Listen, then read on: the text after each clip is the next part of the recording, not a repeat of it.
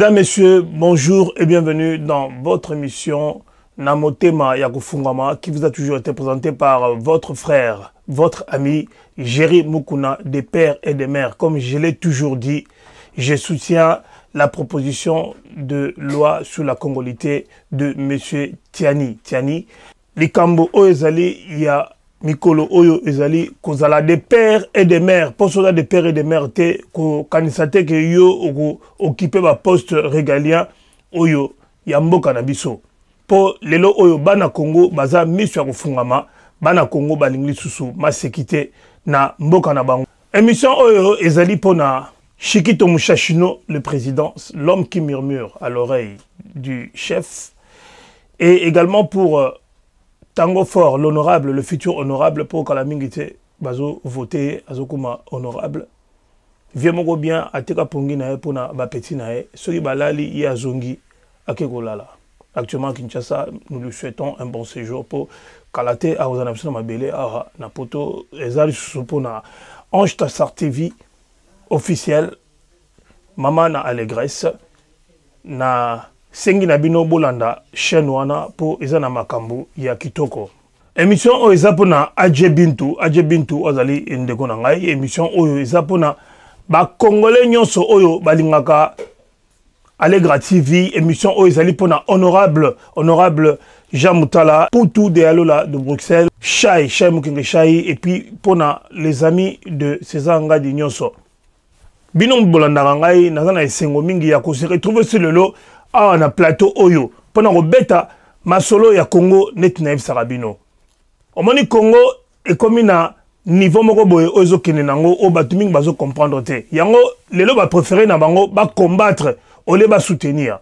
Chers amis, chers téléspectateurs, nazo rappeler bino que émission Oyo ele kaka pe na Kleboa original pe ezoleka na Allegra TV. Boya ko s'abonner et belé. Bo s'abonner pour na tous à la capable de recevoir l'abno musala lolenge et sengeli. Chers amis, chers téléspectateurs, vous tous qui nous suivez, vous voyez que Kalamingite, élection et kozala. Lelo oyo, bana Congo nyonso obali, de pères et de mères, vrais patriotes, bazo qui ne ko s'enrôler. Bon, tout le monde a bien s'enrôler, mais identité na bango, to yebi yango malamu te, mais s'enrôler kaka po, baza na sol congolais, misus bazo ko se revendiquer être des Congolais. Bon, au Botamina Mabela Congo, est-ce que aux Congolais ou bien aux Agamutu ou à Botamina Mabele, il y a Congo? Il faut que la part des choses. Lelo, Bana ya Congo, Binotu Bolandaka, émission na motema ya kofungama, toko sola la motema ya kofungama, likambu ya Mama Oyo. Mama Oyo, de son propre gré, a sali choix ya kolongwa na union sacrée, mais a ponika ba TV wana Oyo balobaka Mama B. Ba TV Obali contre Mboka Nabiso, Obali contre quinquennat ya chef de l'État. Ba TV Obalingi Congo ekende libosote ale kokende kobwaka biloko kuna bogolanda makambo oyo azali koloba na katembo ebi mamango très bien comme nae comme mamango comme on est bijou ngoya oyo. Elle avait défrayé la chronique il y a un moment avec l'histoire de tonton Alexis les mignons, tonton Alexis Ozaki, président du Sénat à Longwa pona buzo bana bêtise na oya sala batu obasali 18 ans à pouvoir sans rien faire pour le Congo. Lelo ne mutu photo beta masona bango. Ye mama wana oboyebi abimaka na média na makambo oyo. Pona bo se rappeler nanu bo landa muke image oyo. Collègue Goya, au moment de l'ouverture de la pré-campagne pour l'élection du bureau, vous êtes venu chez moi. Vous découvriez d'ailleurs ma résidence à cette occasion. Plusieurs reprises. Et aussi à mon cabinet. Pour demander le soutien à votre candidature comme questeur du Sénat. Je vous ai signalé que la décision n'était pas à mon niveau, mais au niveau des autorités du FCC. Toujours, pendant cette période de campagne, vous m'avez invité à plusieurs reprises chez vous pour boire du champagne. J'ai toujours refusé poliment et systématiquement. Vous vouliez mon appui pour devenir questeur du Sénat. Vous m'avez dit que nous allions faire du fric si vous êtes questeur du Sénat. Je vous ai répondu que je suis venu au Sénat pour y laisser mon empreinte et pas pour faire du fric, et que j'en avais pour vivre décemment et faire vivre ma famille. J'ai présenté votre candidature au FCC, comme je l'ai fait pour beaucoup d'autres candidatures. Les autorités du FCC l'ont rejeté, considérant que vous n'aviez pas la compétence nécessaire pour cette fonction et que vous n'aviez pas la moralité qu'il faut pour cette fonction. Monsieur le Président, je crois que vous dépassez les bornes. Madame, c'est vous qui avez débordé. Madame, vous n'avez pas la parole. Madame, vous n'avez pas la parole. Non, j'ai la parole parce que je suis sénatrice comme vous. Et je ne vous le permettrai pas. Néanmoins, je vais continuer. Non, je ne vous le permettrai pas, Monsieur le Président. Néanmoins, je vais continuer. Vous pouvez continuer, mais je ne vous le permettrai pas. Honorable Vous n'êtes pas digne. Vous n'êtes pas digne d'être le Président. Parce qu'il ne faut pas raconter. Voilà, chers amis, chers téléspectateurs, la parole d'Alexis Tambwe contre celle de cette dame-là. Et puis, à une époque où les gens qui l'avaient défendu, c'était Eliezer Tambwe avec Peter Tchani, les hirondelles de la presse. Oyo, Toye Baraté, exactement, Sugi Balaka, na position, ils ont défendu cette dame-là, bec et ongle, Balelaki, Balobi Boyinaboy, parce qu'en cette époque-là, il fallait Tambwe Mamba à dégager. Mais, il s'est fait que Maman Wana, Ayaki, qu'on manquait respect na Liboso Yaba, sénateur Nyonso. Elle a manqué du respect na Alexis Tambwe Mamba. Bino Subolanda ki Likambouana. Bon, je ne sais pas, les Obalobaga, zone problème na Moutoumeko, problème na moi cité. Pose aussi problème na moi si, donc, ceux qui Alinga s'est vengé sur yo, a que l'eau tenté. Pour Mingi, au Mona, Bazoluka, Azoloba Makambu. Mais Botouni raisonné ni Oyozoloba Makambuana, Azoé Bati na Kouchakoloba. C'est pas cette dame-là, ça fait 12 ans. Depuis 12 ans, elle a qui sénatrice, Nambokana. Depuis 12 ans, elle a été dans les FCC. Depuis 12 ans, elle n'a rien fait, elle n'a rien dénoncé. Tango Amoni, Makamuna Mboka et commis, Badbarmuko marché, Badbarmuko téléméla, Bakonjimusu sur FCC. Yango yé na makambo o basaki na Tambwe Mamba o ngano to ebité. Pour ce que moni mutu azo manqué mutu respect na niveau ana, c'est que mutu ana a tiké la game à moi quelques centimètres, il y a intimité naï. Pour courage wana ezala raté. Mais lelo oyo mama yo o se retrouva ki na kata union sacrée, ozo benga union sucrée. Et agomo benga lelo union sucrée, ogomo loba union sto lingo loba.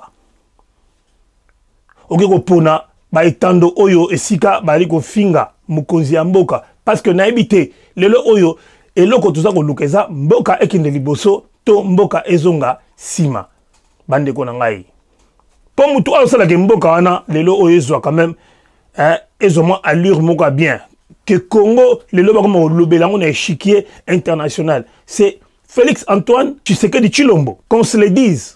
Oui, cette dame aujourd'hui, elle vient parler du président. Comme je suis en train de faire mon analyse, vous allez écouter ce que je suis en train de dire. Vous allez écouter les propos de Bijungoya. Bijungoya, je comprends pourquoi il y a au tribalisme, au boinabo. Au monara mutual ngasa tribalisme, et ça katangez. N'avez pas aussi remarquer, on monara katangez moko ngasa tribalisme. Pop bino ndenge bozawana. Est-ce que boyebi eloko moko o Bijungoya asala durant tout le temps oye alaki na pouvoir. Oya komi na mbongo ebele. Bijungoya oza mama. Bazo respecter yo. Et puis tout ça la politique lelo pona lobby na biso, pona lobby ya ba na biso, pona image otokotika. Po tango yo la politique na ndenge ya bulu yeke, ozo bebi sa même futur o yabana. Yo olongwe na yo na union sacrée. Ozo bengango union sucrée. Déjà omoni babiloko musu omtazo loba ezo laksa état d'âme na attitude na. C'est pour ba maman ba na simana. Est-ce que bino ba sûr que discours au maman na azali koloba? Discours au maman azali koloba. Est-ce que ba maman wana o ba na sima bazo comprendre le discours wana bazo beta maboko bango ne mbako voter bango ne mutu bako tche bango poids pour le oyo to comprendre et loko moko derrière ba makambo oyo il y a le spectre de Katumbi derrière ba makambo oyo mama ponande côté olingo kende na ndenge ya kimia tika makambo oyo ya union sacrée et kende ndenge zo kende yo lukaka si union ozo kende poto moni mouvement moko comme ko salema mouvement moko mo sama o bochab alongwe na PPRD o obeminaku alongwe na PPRD o docteur soki oya on va pas nous intimider alongwe na PPRD bakomi ko ya pena ko distraire bana ya Congo kolakisake bango batiki autorité morale na bango. Moi je vais vous rappeler une chose, soki batu basali allégeance na Satan jamais bako changer muloko bocha bako changer ta ako changer te bato nyoso ba na PPRD même ba mende ils ne changeront jamais parce que et logo oyo et cela que ba dénoncer bango to ba sambwa eza na kati na bango jamais go tika bango muto ayibaka ata a changer quand ako yibaka net ba délice sangana au mona zolo ba bêtise o ezanga tina nzoka yemo ko za moyibi ya kala. Mais là n'est pas la question bango na nuté na lobela o ezali mama bijou oyo bolanda moi extrait ya bamakambu azoloba oya longoleli alongwe na union sacrée olongwe union sacrée pour na yomoko alors po omi pesa poids te il faut le belagaga Fachi Beton Mabe bolanda. Servir mon pays demeure le credo de mon engagement politique ancré sur les valeurs démocratiques et républicaines. Après plus de 60 années d'indépendance, l'histoire de notre pays doit impérativement nous guider tous à bâtir au cœur de l'Afrique un état de droit et une nation puissante et prospère, basée sur une véritable démocratie politique, économique, sociale et culturelle. C'est dans cette perspective que j'avais décidé de soutenir la candidature de M. Félix Antoine Tshisekedi Tshilombo à la magistrature suprême avant les élections de décembre 2018. À son ascension au pouvoir, le peuple congolais vivait pour sa première fois l'alternance pacifique et démocratique du pouvoir. Aspiration d'un réel changement pour l'avenir du pays. En mars 2019, réélue sénatrice de la province du Haut-Katanga, je faisais partie du noyau de 13 sénateurs qui, dès le début de la magistrature et bien avant même les consultations nationales d'octobre et novembre 2020, avaient réitéré l'engagement de soutenir et d'accompagner contre vents et marées le nouveau président de la République. Cette dame est en train de dire qu'elle avait décidé en 2019 à soutenir contre vents et marées le président Tshisekedi. Mais si yo oza muta politique, obi politique malamu, aucun ne soutenir mutu contre vents et marées ndenge nini. Parce que contre vents et marées ezakini parce que tout le monde vient sur Monica Sepeli sous soutien aye koloba que non Tshisekedi a été nommé, que Tshisekedi avait triché ou cela. Mais jusqu'aujourd'hui, tout le monde a preuve il y a tricherie ou anaté. Parce que tout le monde a validé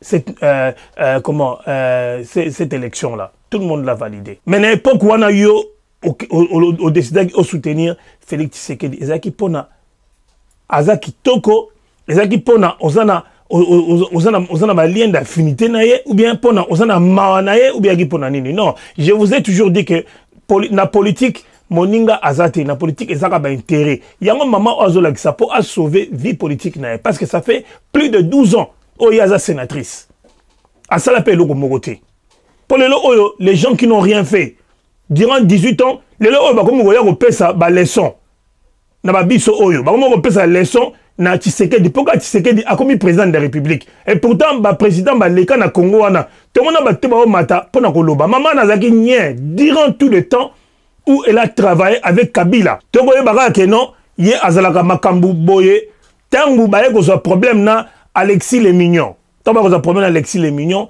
de triste mémoire ndete ko ba makambu wana o abuzoba o esalama ke mama soni maman ko yate ko ça va tout leçon parce que na niveau ya Sénat ceux qui sénateur comme se manquer ba respect oyo mokili mombezo mona atakutu ba côté là kiyo mais quelque part et si entaché futur politique na yo pe façon oyo c'est la makambo lelo comme ga likamuke Tshisekedi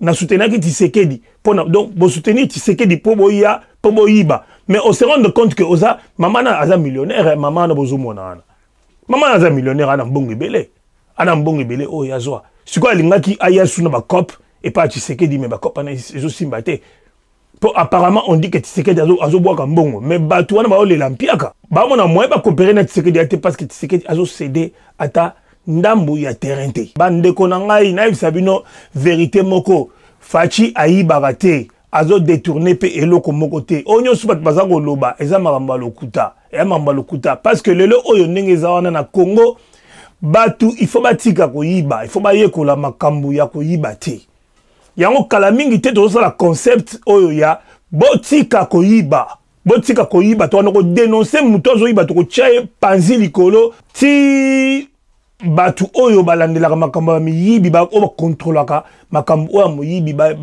batu ya IGF bachaeka totika koyiba na Congo totika molimo ya koyiba na Congo totika ngo c'est simple arrêtons de voler sur les politiciens au kota kelasi po oyekola koyiba te mais po oyekola ko salela ekolo na yo mama oyo a meki ba cop na ye a meki au kota ba dossier nezo simbate alors elle vient raconter des histoires sur Tshisekedi or ezomona na misu que président Tshisekedi azosala musala oyo batu bali kolanda bo landa sous mama oyo si ma bongo to continuer na émission na biso na motema bande ko to sola na motema ofungama kana na mutute eza na motema ofungama lelo katumbi a BBC terrain ma zu batu obana bazana ba esprit faible le quoi mama oyo pour ka nsineti ye aza katangese arozwa électorat nyo sur Katanga a pesango na katumbi bolanda lisundambo dans sa vision caractérisée par des objectifs bien précis de son programme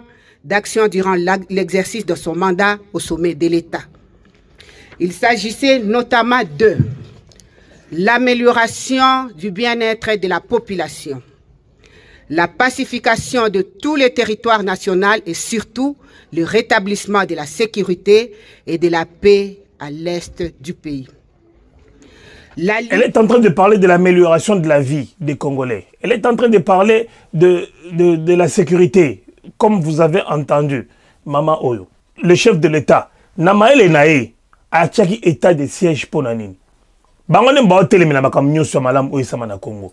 État de siège ezamabe. Elokobo ezamabe. Bo siko mutazo sala musala oizo monana. Ovanda ki kimia ozeli. Ba enrôlement et banda ozeli.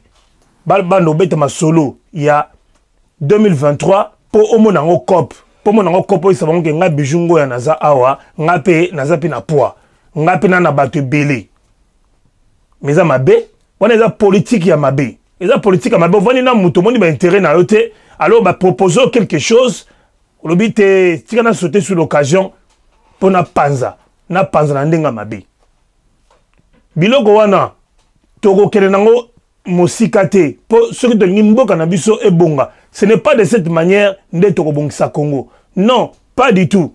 Ce n'est pas de cette manière. Tu sais qu'il est en train de se battre pour réunifier le Congo, pour qu'il n'y ait plus de coins oyo en insécurité. On est en train de se battre pour ça. Et puis le Otozoloba, les choses ont évolué. Et comme histoire à Kala. Makambo Zoloba, makambo ya insécurité na Congo. Insécurité na Congo, Fachi Béton akuti yango akuti insécurité lelo oza ko bunda pour insécurité na esila parce que ceux qui yaki fachité nde mutu moko ta telemi po esaka game ke kagame oza mobomi po esaka game koza moyibi lelo tout le monde a même ba société aérienne o ya Rwanda ils a frappé d'interdiction ba la difficulté parce que et ko causer bango préjudice du point de vue makambu ya transport aérien na bango parce qu'ils vont beaucoup dépenser pour ça ba détour ya milai pour aller na ba bisika ba kende ou soit ba kasu ko kendete et la guerre froide boye ba politique ou ba politique té guerre ezaka terre betala massage ko boma batu parce que na ba qui vont na ba il y a des gens il y a des êtres humains des Congolais qui habitent là-bas donc ce que la guerre ça na boulu eke batu ba kufa en désordre et ça malamu té. Alors, il est en train toujours dans la politique, à coopérer na caméra, à coopérer plutôt na Rwandais ya Kagame, mais à bomae pour financièrement, à sunelo, à comment sentir que Mikolozo ya arzanelo komorote et puis à perdre de crédibilité na auprès ya batu oyo aneko pour mettre mbongo. Alors mutanenga bozo ngoloba yo bacha yo bijungo ya bacha vraiment na tête ya RDC yo elo nyoko satan zela nyoko tonga. Babilo kaya mais ngaiko soy mutu azokaba ba filmer c'est ka okaba te azokosa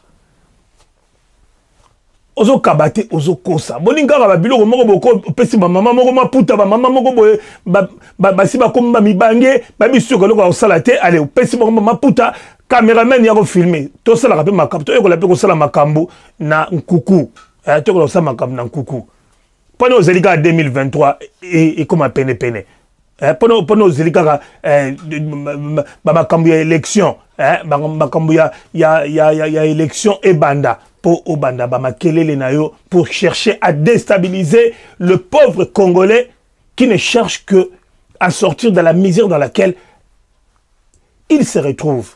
Ah maman, moi si tu maman baramote maman là mais bino maman lelo mote mo komi nango obikuduna moi ko lobeate aje bintu. Moi ko lobezate, moi ko loba ezate. Ndeko na ngai ba Congolais to la muka bitumba ezana kati ya libanda tene na sibino ya bomoni ba mouvement ko salama e bongo batanenga to ndimela bango jamais to ndimela bango toyoka sima bongo tozongi susu poto toyeba soki asala nini awa asali na Congo. La lutte contre la pauvreté, la corruption, le détournement et les antivaleurs. La réhabilitation et la consolidation d'un état de droit tout en garantissant l'indépendance de la justice et les droits de l'homme. Le développement de milieux urbains et ruraux. La gratuité de l'enseignement. Le fonctionnement sain et efficace des institutions du pays. La transcendance des clivages ethniques, tribaux et sociologiques. La gestion orthodoxe du portefeuille de l'État et de la territoriale. La mise en place d'une commission électorale nationale indépendante, consensuelle et la réforme objective de la loi électorale pour l'organisation dans les délais constitutionnels d'un processus électoral libre, transparent, apaisé et démocratique. Fort malheureusement, je dis bien fort malheureusement, de nos jours, les conditions de vie au pays continue à se dégrader et d'aucuns croyaient qu'après la rupture de la coalition entre les Fronts communs pour le Congo et les CAP pour le changement, ainsi que la mise en place de l'union sucrée de la nation, la situation du pays allait sortir de l'ornière. Kaka ndenge bozolanda, mama oyo na munoko na ye na biloba loba oya babilobela oya lobaka lela bengi union sacrée union sucrée. Est-ce que union sacrée wana siko ezaki salé quand et comme salé quand parce que ce que est comme salé c'est que ye donc alinga sucreté c'est azana diabète politique mama wana po eloko nini oyo ngo ya bijou eloko nini ye asi aloba proposition nini oyo a pesa durant les plus de 12 ans, Oya Sala comme sénatrice. Proposition ni assis à Pesa. Phrase ni assis à Loba. Oyo ko sala kelele oyo. Tout le monde a participé qui n'a pas problème politique. to ba problème économique ya mboka na biso to etali social ya mboka na biso. Est-ce que même maintenant na domaine sportif na domaine sportif maman est-ce que ça propose à tanzango ya pamba à ça propose à tanzango ya pamba lelo oyo awa lo bakyo bat bazumo na passe na kisasa ba délai électoral ya ba mise en place ya commission électorale pour na batu ba s'enrôler ils ont respecté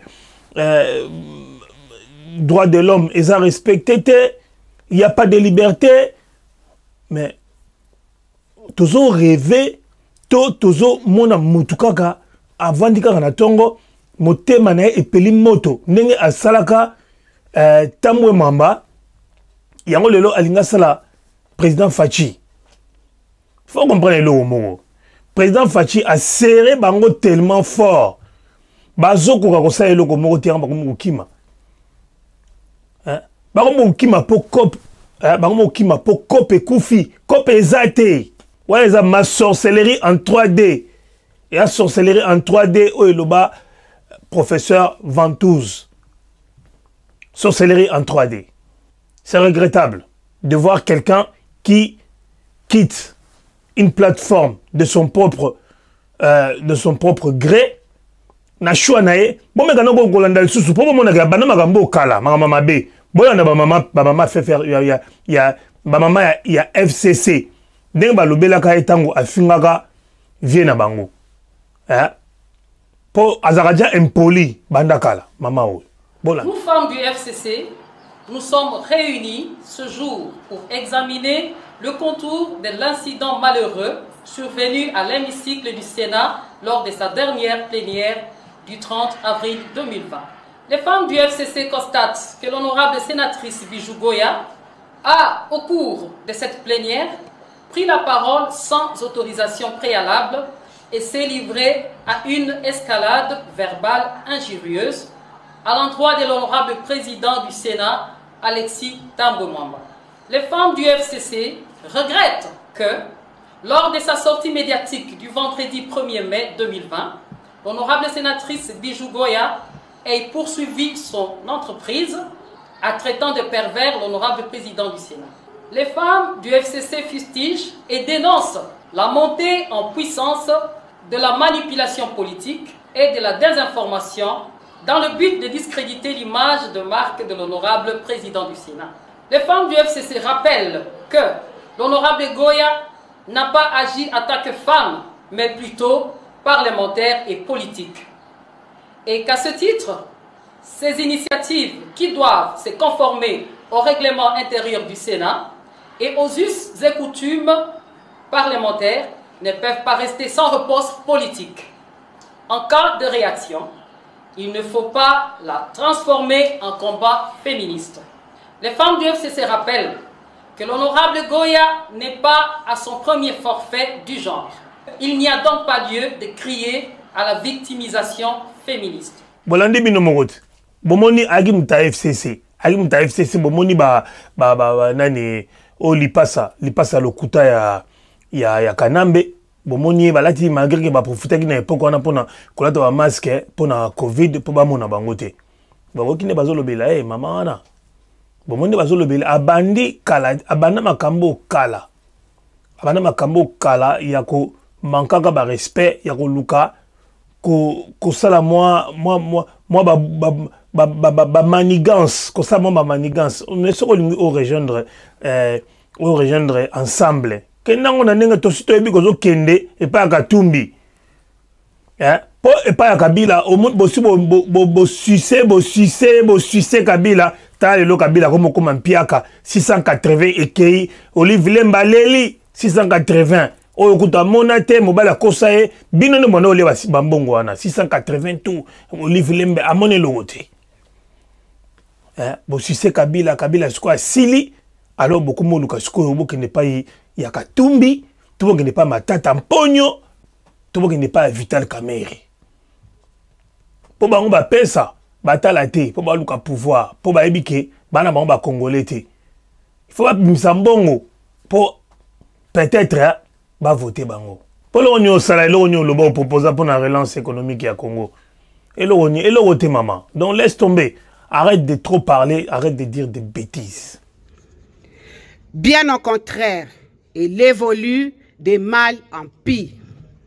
Et je me demande si la démarche entreprise pour créer la fameuse Union sucrée de la nation visait vraisemblablement la refondation de l'action gouvernementale autour de principes de participation à la gestion du pays ou le basculement de la majorité au Parlement pour instaurer par la suite une dictature au pays. Est-ce que si on regarde très bien Félix Tshisekedi Tshilombo, Fachi Beton, est-ce que Moutouana Aza dictateur? Pourquoi est-ce que vous pouvez combat dictateur tant Aza dictateur? Parce que à Tikibino Bovana Kimi Namboka yo bijou tu dois répondre aussi devant justice Bambongo Oyo Zaranango. Bambongo Zaranango Zongo api. Hein? Donc bino pona bino ce qui mais est politique si aujourd'hui on doit chercher à avoir la majorité. Vous avez dit à Tshisekedi à une époque que non, Tshisekedi n'avait aucune majorité, il ne pouvait pas diriger. Tshisekedi ne pourra pas diriger. Il ne dirigera pas. Il ne pourra pas. On va lui mettre les bâtons dans les roues. Mais vous avez été surpris de voir que l'homme, jusqu'à présent, il tient toute sa tête en dehors de l'eau. Il est toujours là. L'homme ne tombe pas parce que vous lui avez donné un temps bien défini pour qu'il puisse disparaître. Mais il est toujours là. Il est toujours là. S'il a pu obtenir une majorité en composant avec certaines plateformes politiques, mais parce que les politiques, c'est comme ça. Les politiques, il faut débaucher Salama. Les politiques. Il faut politiquer Salama. Donc, faute d'arguments, faute, il y a kozanga makamba goloba, vous avez une méchanceté, on a kimia, on a sala donation, on a le kutana katanga kuna, ma maman va na si ma maman, est-ce que ma maman va comprendre ma maman à Zoloba? Est-ce que va comprendre pourquoi? Parce que moi, je ne sais pas, à 5 000 francs, 5 000 francs. C'est méchant. Nambong belo sanango, ozo tongata eloko mokote, ozo pesa batu ba miette, tosto babina mama miette. Mais peuple azazo bate, peuple azazo bate. Asa c'est nos slogans, asa nos slogans. Tolingi lisusu batu akalate. Siko motu nezali yoza mutu akala, toza mutu asika. Tanyo sur celle na politique, lelo ndozo ya koyisa tu makambo po ongo ke na poste nini, ongo sa nini. Bomo lukabino su boko ma ministre na mboka ana. Même s'il faut vendre son âme à Satan, vous êtes prêt à le faire. Peuple a timbeli bino, ça nos slogan. Rythme on dit c'est que da memela bino, o ya imposer bino, et est tellement compliqué. Ba calcul o bino bo salaki na o tseke da sali bino, et ça tellement compliqué. Yango moni bozo finga pour ce bonne ko liambongo de bosela Tshisekedi banzembo et ça pour l'homme est tellement honnête, l'homme marche dans le droit chemin. C'est pour cela aujourd'hui vous vous sentez mal à l'aise et vous dites que non, il faut que to boma mutu oyo poto anakimia. Mais bon longati. La deuxième hypothèse me paraît très probable au vu de réalités vécues au quotidien par la population. Pour illustration, je rappelle le péripétie ci-après. L'instrumentalisation de la justice et les détournements à répétition de deniers publics. Donc pour cette femme, tout est mauvais. Pour cette femme, tout est mauvais. Donc en force, elle raconte des histoires comme ça. Alors, maman Kambukaka, à tort et à travers. Ba détournement bazo bambela ka Tshisekedi na sima lelo o sur le travail na batu par exemple batu oyo baza honnêteté siko yeb sanga nanu mabe ezapi oyo sali parce que yo obengi batu ba travailler na yo ozi pa mba conseiller pa ba travailler na yo ozi dire ka moko ya moyibi oyo ko travailler na yo oyo ko za conseiller spécial moko ya moyibi oyo ko travailler na yo ayaki mutu mabe a travailler na banguna en duplicité. Même à lelo oyo bakatumbi wana sont des hypocrites. Bakatumbi bakamere parce que c'est caméra a fait. Est-ce que c'est normal? Mais aujourd'hui, ce sont ces gens-là vers qui vous allez. Madame, laissez-nous en paix.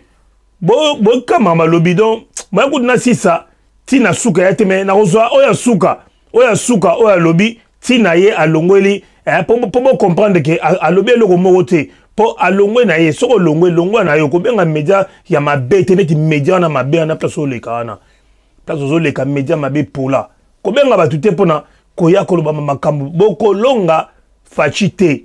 Nous sommes là pour défendre bec et ongle ces quinquennats et nous savons que mutu aza adversaire ya fachi azate bosa ba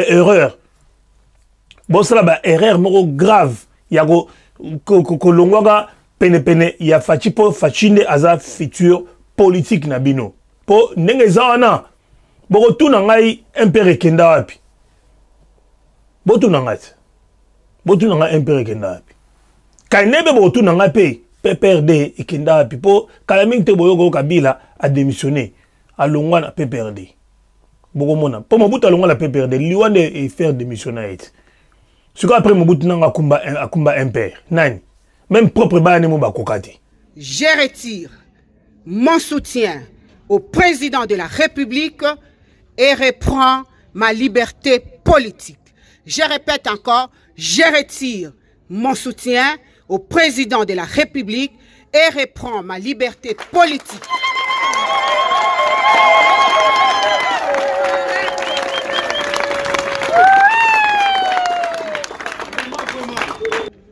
Tirant toutes les conséquences politiques qui découlent de cette déclaration, je démissionne de mon poste de président du groupe politique Les Démocrates au Sénat.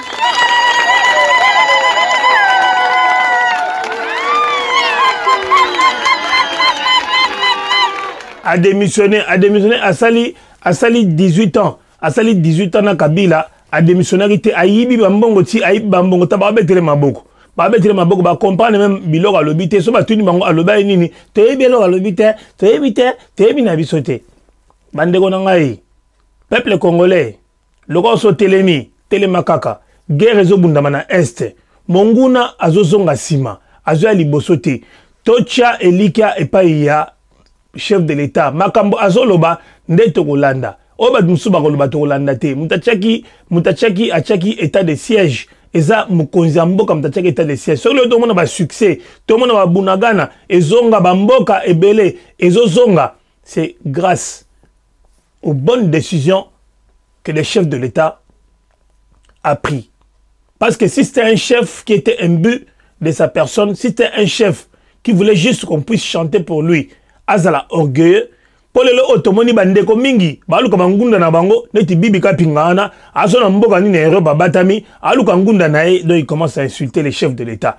Mais le kola bazoba ebele ba congolais ba ali, baza na ngambo ya batu o balingi mboka ke liboso te, omona problème nae baluba, problème ne bakasaye. Donc avant dika problème nae eza bakasaye, or to vandi na mboka na biso banda kala, nan to yoka makambo te. Donc batu moko boye bayokani ba bebisa milimo ya batu neti mama oyo. Donc bocha eka mama oyo afinga tamwe mamba ayaki patron na e apesa ebele ye moko ayebi. Alors na makama mike tanga monike moyen mukande likaki omoni soki mwasa na kanda ko aloba makambo oyo ezanga tina alinga asambwisa tatana mais bande kone moko ne bolandi balobi azaka bongo. Donc ça longo union sacrée asali bien ndenga alongo union sacrée azabe mama mukolo azama na mukete. Donc aponi côté azokende aponi futur politique nae côté azokende. Par ailleurs, je reste ouverte à toute alliance politique. Alors, on a monnaie logo oyo toko lobate et logo toko mnonga to c'est la pape azo aya na Congo pape oyo président Tshisekedi a bengisaki akoya na Congo et puis ceux qui pape azo na Congo pape azam mutu munene donc il faut ba dépense et salama du point de vue sécuritaire na ndenge bakoko yambele na mboka na biso ezali mboka munene ezape eloko moko ezo salaki na côté diplomatique ou bien na côté visibilité toujours mata toujours marqué ba point pour papa kenda ba mboka nyoso kaka ndengwa na te nabika batebele ba koloba o ba papa musala basalaka yango ya koluka mbongo pona Vatican ekini liboso munyoso luka ka mbongo bino nde fomo zala maele po boye ba ko batela nkita ya mboka na bino mais yamba ko batela nkita bo batela pe ki bokonzi na bino bo pesa respect na bakonzi na bino oyo ba nzambe azochela bino na si bolandi bino su émission oyo ya mama oyo vraiment aza mama moko oyo aza na makambo mabe oyo alingi abebisa po ase abebisa kala tika kosala ke bakatange babima baza batu mabe tika kosala ke bakatange babima ba tribaliste parce que bino boza ba descendant ya ba kombo musuna kotanga awa te oyo bebisa katanga kaba ndenge na lobaka bakuluna botika kopapa batu botika mobulu po boza bana ya Congo eza mboka na bino yango bobatela mboka wana Général Kasongo kolemba te musala ozali kosala kangela biso batu nyonso batekaka badiamba na Kisasa bato batekela batu babombe po bana wana bako kopapaka batu kosala bango mabe pe batu wana to mona bango suna nzela te émission oyo vraiment ezalaki pona esengo ya ba congolais nyonso o balingaka to solola na motema ya kofungwama lycée Ngando to solola na motema kofungwama Papicho Chamala Congo fort un bon rétablissement à toi to solola na motema kofungwama Richard Benz to solola na motema kofungwama président Wato le président du monde entier King Foreman to solola na motema ya kofungwama Tassar TV officiel TV Kitoko Tassar mama ya Allégresse to solola na motema ya kofungwama Sylvain Mukuna to solola na motema ya kofungwama Poutou de Alola de Bruxelles Clem Mapoko na Lyon bandeko na ngai mboka na biso eza ya kozinda te mboka na biso pe eza ya kotekama te ba infiltration et salamaka dans le monde entier même à l'époque allemand il y avait des infiltrés ici en France. Mboka na binonde, il faut se rendre compte que zeli bino po bo perdre yango te. Alors na yebi ke Nzambe aza na Congo. Nzambe atie maboko na Congo. Tala bandeko, boko mona bino moko. Ba ko sangana ba ko longa fachi te. Po esika fachi ali eza somo. Esika mo kwantombola ali eza blagi te. Pe oya aza ko sala bat bali ko mona, bali ko ndima. Balo ndima na kuku.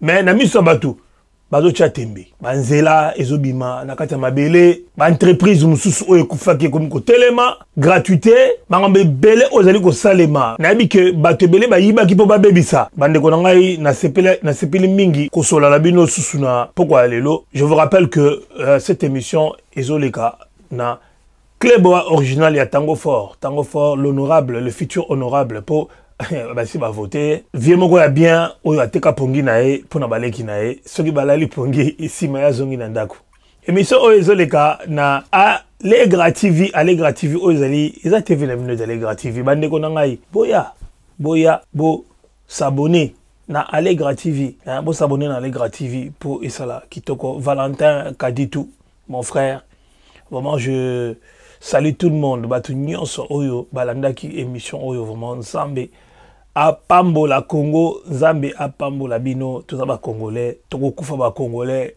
de père et de mère ceux qui au sepeli na yote zonga mboka la bino